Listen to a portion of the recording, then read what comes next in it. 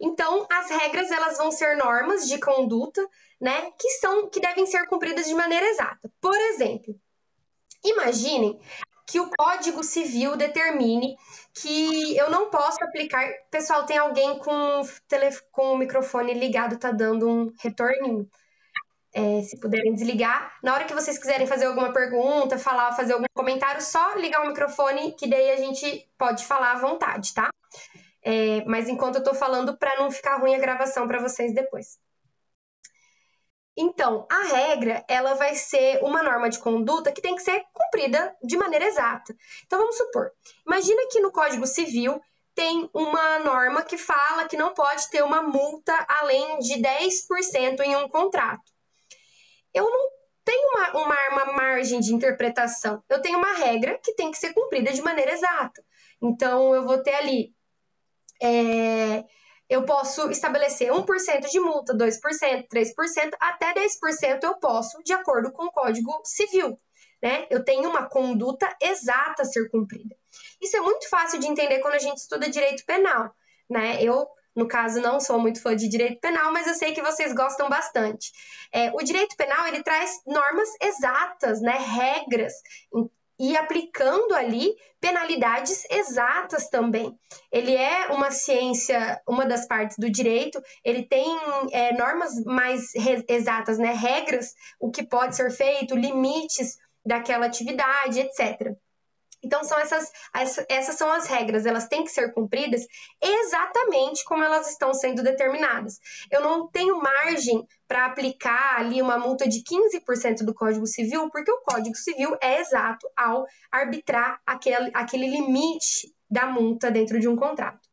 Enquanto os princípios, eles são comandos de otimização, né? Eles são normas que determinam ali algo que se deseja que seja realizado na maior medida do possível, né? Dentro das possibilidades fáticas e jurídicas.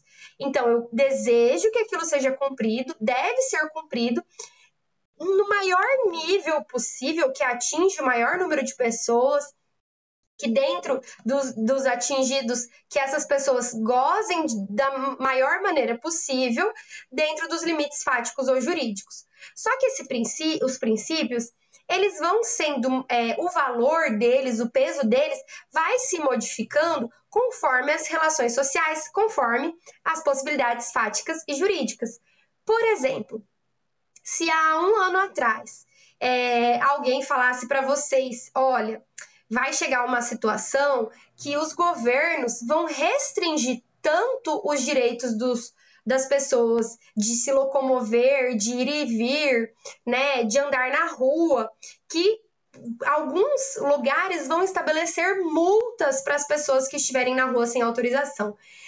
Onde vocês acham que ia estar acontecendo isso? Se eu falasse isso para vocês, olha, gente, vai ser possível, viu, restringir a liberdade das pessoas, tanto que elas vão ter que pagar multa em alguns lugares se elas saírem na rua. Vocês iam falar, nossa, professora, que governo autoritário, né? Isso é uma ditadura, não é verdade? Aonde não vai ser permitido numa democracia tamanha restrição da liberdade. Só que a gente vive uma situação jurídica, uma situação fática, que exige respostas jurídicas hoje em dia, que permite isso.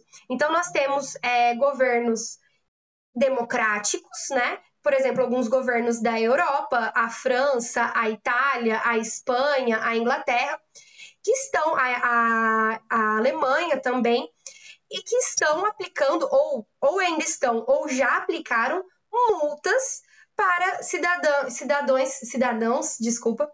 para cidadãos que saíssem de casa sem autorização. Então, você teria que imprimir uma autorização explicando para onde você estava indo, e daí, se você fosse fiscalizado, você tinha que mostrar, né, aonde você estava indo. Isso é uma coisa que há uma restrição desse direito de liberdade por causa de uma situação fática, né, mostrando, sem haver uma modificação na regra, né? Então, eu tenho esse direito de liberdade, mas há uma restrição por causa de uma situação fática existente no momento. Vocês estão vendo como que há uma modificação desses princípios de acordo com o período que a gente vive, de acordo com a relação que a gente analisa? Vocês conseguem compreender isso? Não, gente. Se quiserem, eu dou mais exemplos, explico melhor, se ficar alguma dúvida. Senão a gente vai prosseguindo. Então vou entender que está tudo certo. Vocês estão me ouvindo, né, gente?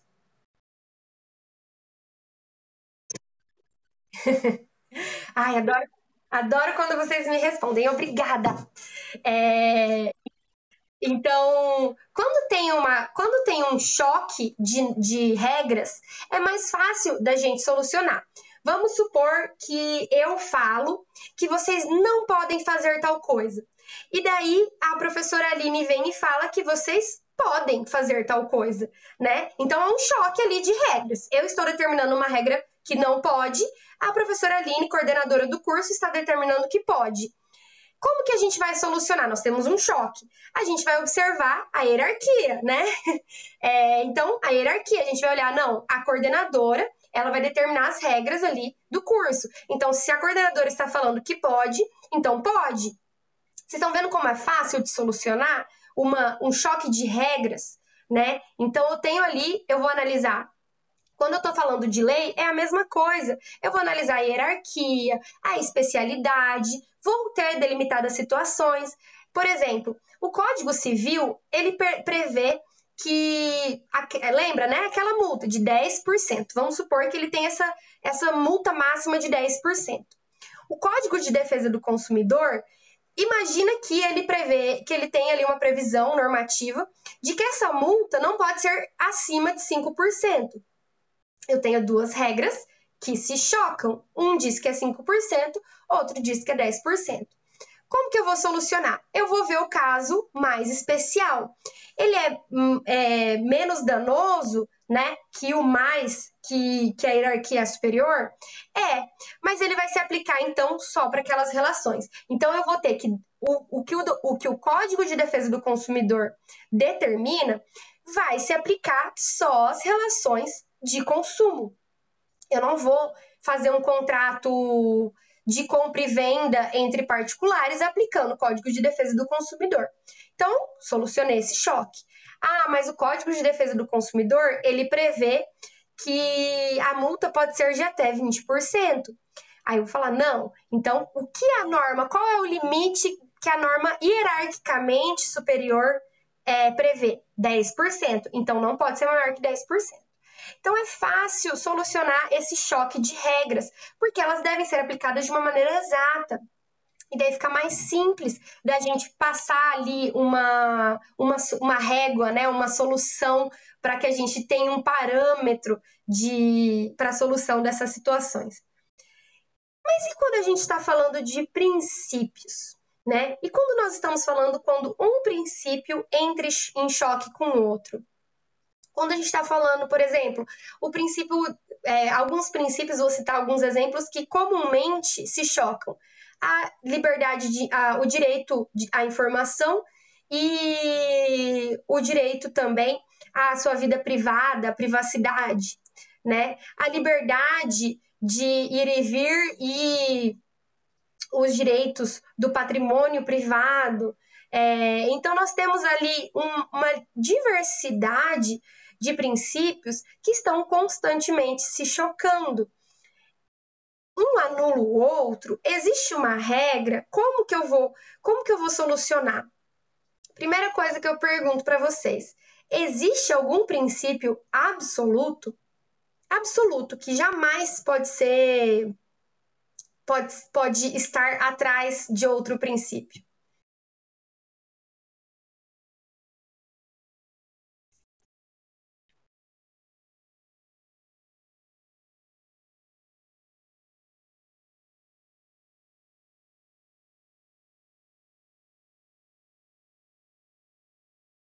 Muito, muito bem, muito bem. Não existe nenhum princípio absoluto. Ainda que às vezes a gente possa pensar, o direito à vida né? Ele é absoluto, a gente nunca vai poder, como assim? Trazendo ali um choque, se houver alguma coisa batendo com o direito à vida, nada vai ser mais importante.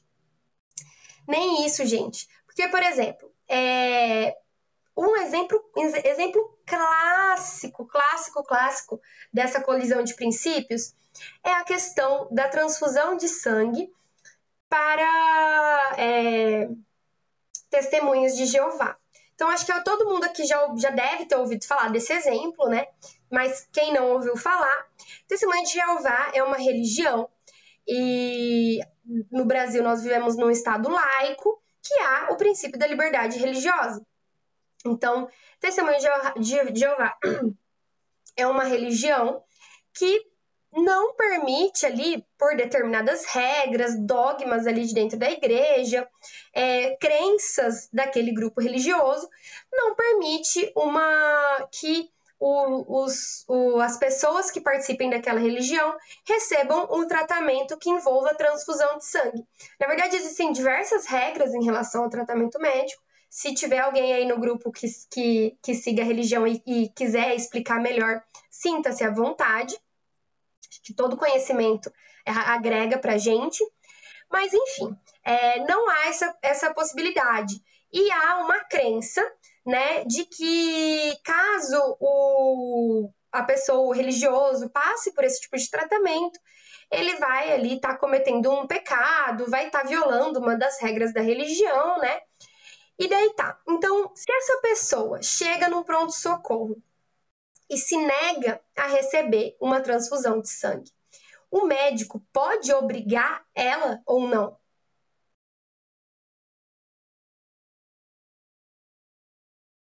Muito bem.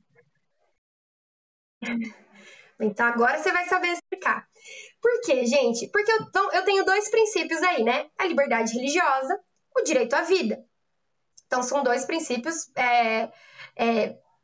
que estão se chocando.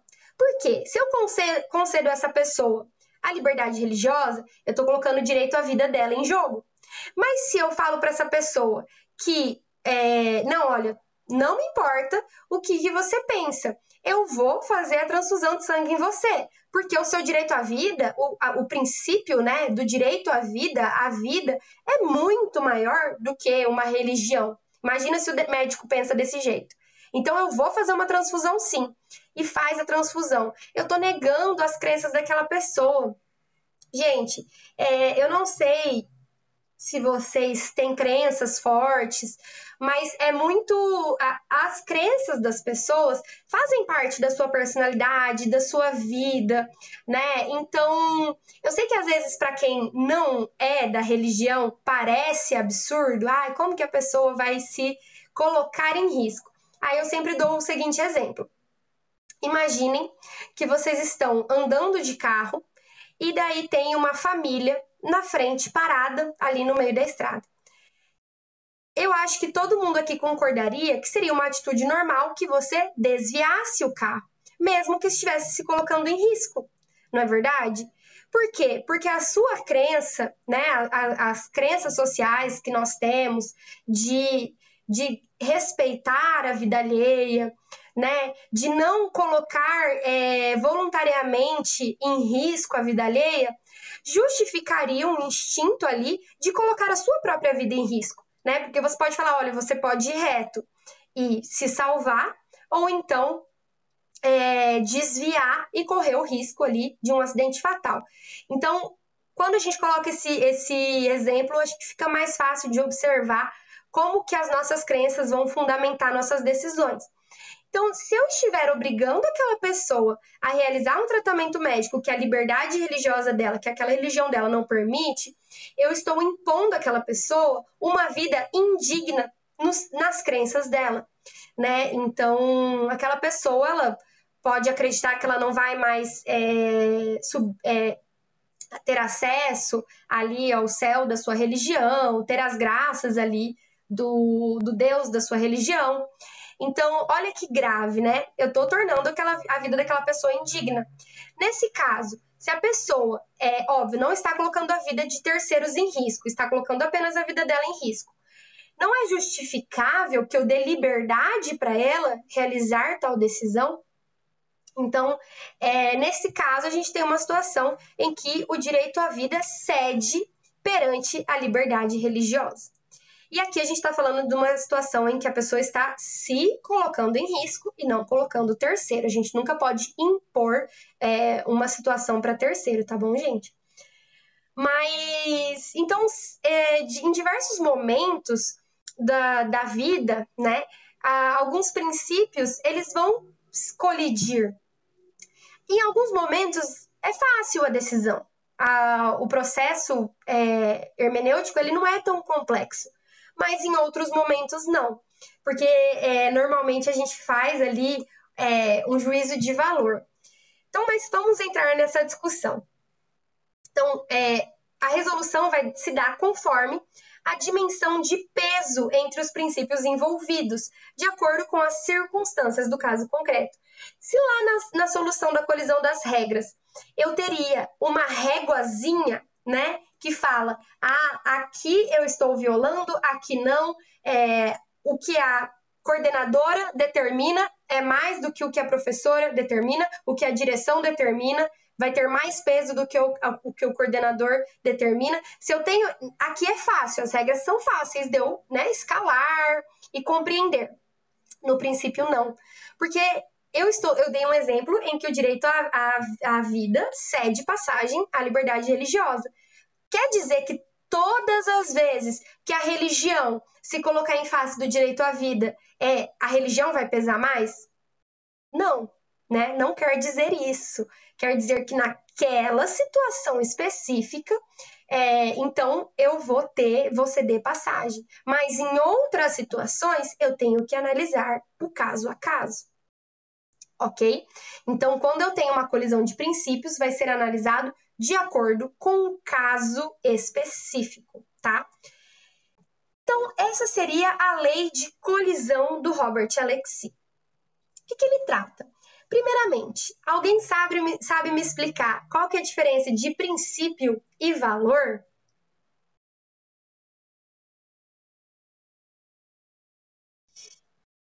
Ninguém quer nem chutar, chutar um dos dois, eu já aceito.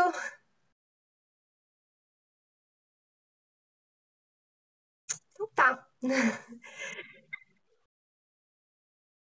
Oi, pode. Obrigada. Então tá, então eu vou falar. Já que vocês querem que eu fale, porque vocês gostam da minha voz.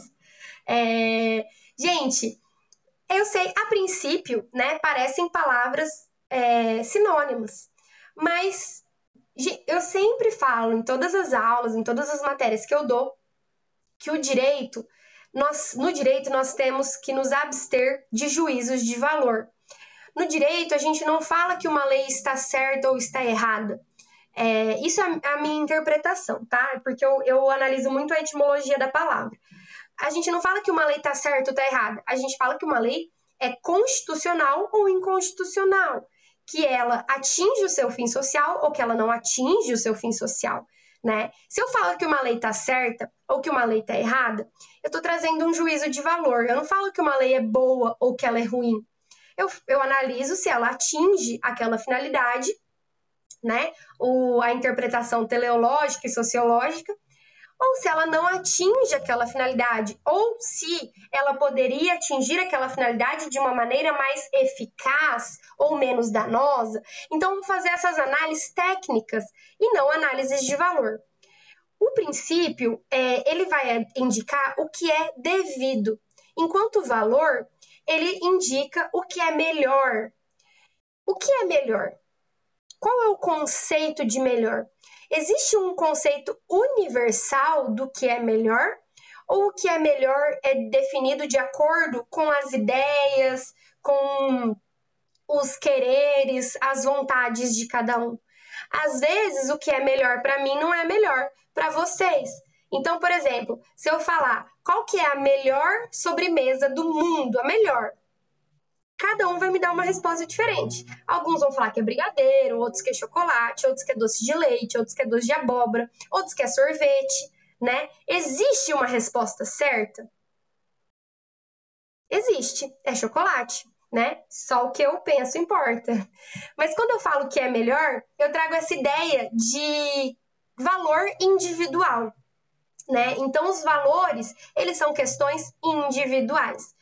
E no direito, quando a gente quer aplicar o direito de maneira justa, de maneira correta, nós temos que nos abster de julgamentos individuais, julgamentos valorativos, bom e mal, bom e ruim, certo e errado. Não, a gente tem que analisar conforme a lei, conforme a Constituição,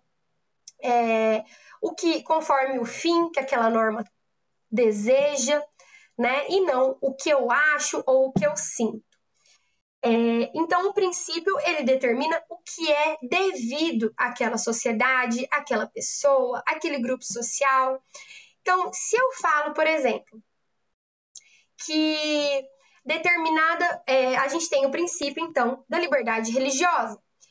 Se eu falo, não, mas eu acho que a religião fulano de tal, eu não acho certa. Porque como que acredita, né, que se criou o mundo de tal maneira, né? Não, eu não acho certa. Eu tô fazendo um juízo de valor. Porém, né, o princípio da liberdade religiosa, ele não é uma liberdade para uns e para outros não, para que eu acho certo sim, para o que eu acho errado não. Ele é um princípio que é devido respeitar, né? A todos é devido respeito e a todos é um dever respeitar a liberdade religiosa de crenças de cada um, desde que não se causem danos, né, a terceiros, aí sempre respeitando o direito alheio. Então, eu não faço uma análise valorativa de que qual é a mais adequada, qual é a mais correta, qual é a melhor de acordo com os meus valores. Então, essa é a diferença. Vocês conseguem ver certinho essa diferença, essa separação das vontades individuais da aplicação do direito, gente? Ou fica um pouquinho turvo ainda essa explicação? Bom, quem cala consente. Vou sentir que vocês estão entendendo tudo.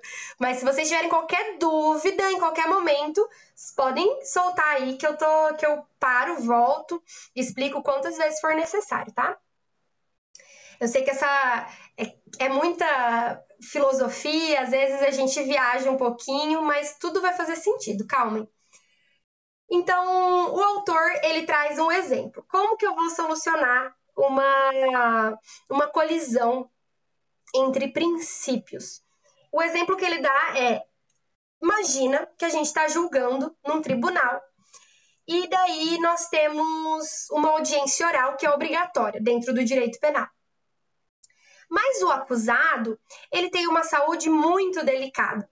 E daí ele não vai poder comparecer na audiência, porque a saúde dele é muito delicada, ele pode ter um infarto e ir a óbito ou ir para o hospital, né? Mas enfim. Aí eu tenho uma colisão de princípio, porque eu tenho uma regra, né, que exige a presença daquele indivíduo, daquele acusado, numa audiência oral. Porém, esse acusado, ele é uma pessoa que tem uma saúde frágil, que pode ter um infarto se ele passar por uma forte emoção dessas. O que eu faço? Como que eu vou solucionar? Eu vou obrigar ele a comparecer, mesmo correndo risco de vida? Ou eu vou permitir que ele não compareça e viole, né, uma norma penal ali, né, da obrigatoriedade dessa audiência oral, dessa presença do acusado? Então, primeira coisa, eu vou observar o postulado da proporcionalidade. Nada mais é, né? Tem um nome muito bonito, muito difícil, mas nada mais é que esse critério, né? Eu vou verificar esse critério de adequação do meio utilizado para o fim almejado. Ok, gente. Quando eu falo que é obrigatório ter uma audiência oral, a presença do réu, que o juiz veja e escute o réu, qual que é o fim que se almeja? Qual que é o fim, a finalidade dessa norma? Alguém consegue me explicar? Alguém consegue perceber? Qualquer coisa, gente.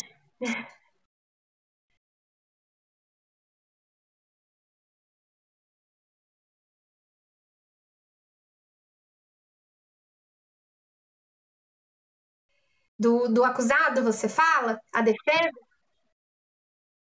Isso, é mais ou menos isso, né? Vamos. É, mais ou menos, porque é assim, é nesse caminho. Vamos ver a origem dessa norma. Alguém aqui já viu aquele filme ou leu o livro O Conde de Monte Cristo? Não? Ninguém nunca. Gente, vejam um filme, então. O livro é um livro maravilhoso, mas aí fica a dica para vocês passarem na quarentena. O Conde de Monte Cristo. Eu vou até mandar no grupo para vocês verem. É muito legal.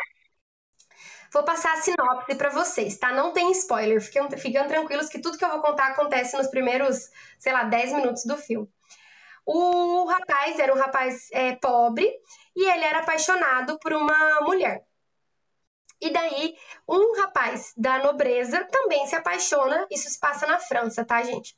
Também se apaixona por aquela mesma mulher. E daí, esse rapaz pobre, ele é acusado de traição.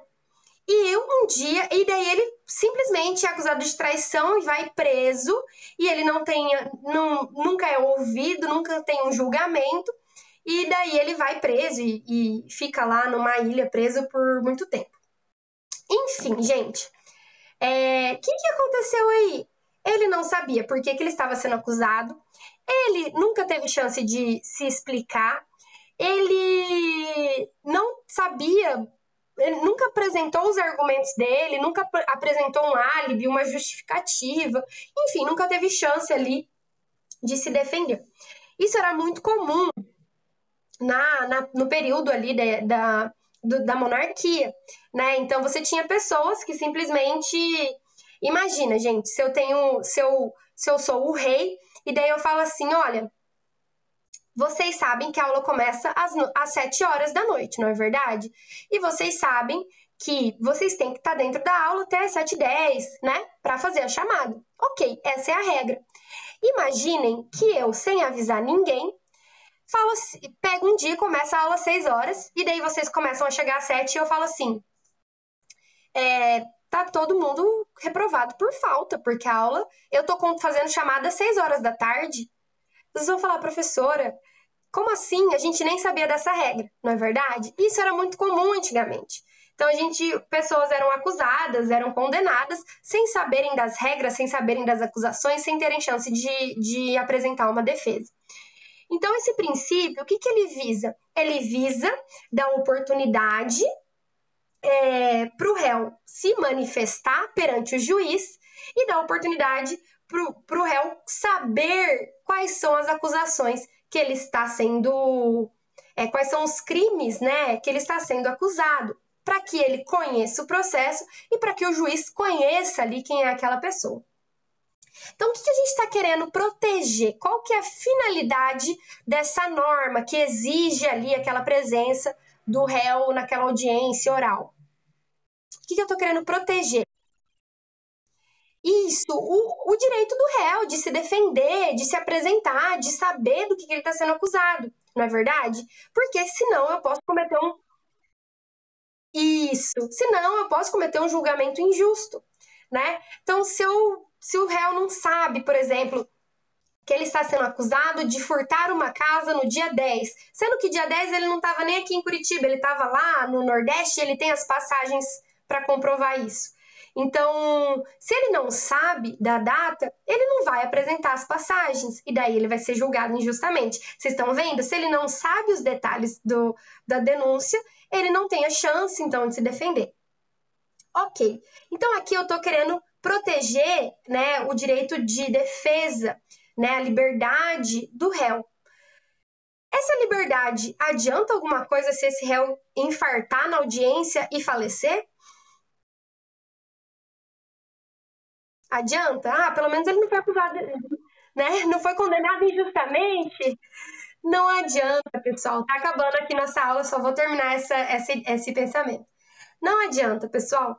Não adianta. Então, o meio utilizado, ele não atinge o fim, né? Então, se eu tô querendo proteger a dignidade desse acusado, eu também tenho que incluir aí essa questão da saúde desse acusado. Então, quando a gente está diante de uma colisão de direitos fundamentais, Primeiramente, eu tenho que adequar o meio, né, para depois ver a necessidade desse meio. E para que eu veja se realmente há uma colisão, se realmente essa colisão pode ser sanada. Então eu tenho que ver, ok, eu tenho que proteger o direito de defesa desse réu. Mas a presença dele na audiência é o único meio de se garantir isso? Ou eu posso ter outros meios para que eu garanta nessa situação em especial? Gente, quer dizer que todos os réus, todos os acusados, a partir dessa situação, vão estar livres de estar presentes nessa audiência? Não. Quer dizer que, quando a vida desse réu estiver sendo colocada em risco, devem-se buscar outros meios, né, para que você garanta ali o direito dele de se defender, de ter conhecimento daquelas acusações e ainda assim mantenha a sua vida, né, não se coloque em risco. Então, primeiro eu tenho que compreender, gente, e aí entra o processo hermenêutico. Compreender a finalidade daquela norma. Vocês lembram, nas técnicas hermenêuticas, uma das técnicas é justamente observar qual a finalidade daquela norma. E aí, só terminando a aula, a importância da filosofia jurídica, da história do direito, né, da gente compreender a origem dessas normas. E por que eu tenho que levar o réu para o juiz ver o réu?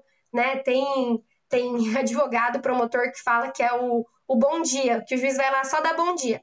Não é por isso, é porque a gente tem uma história de violações, de abusos, e daí então você estabelece procedimentos para evitar esses abusos, essas violações.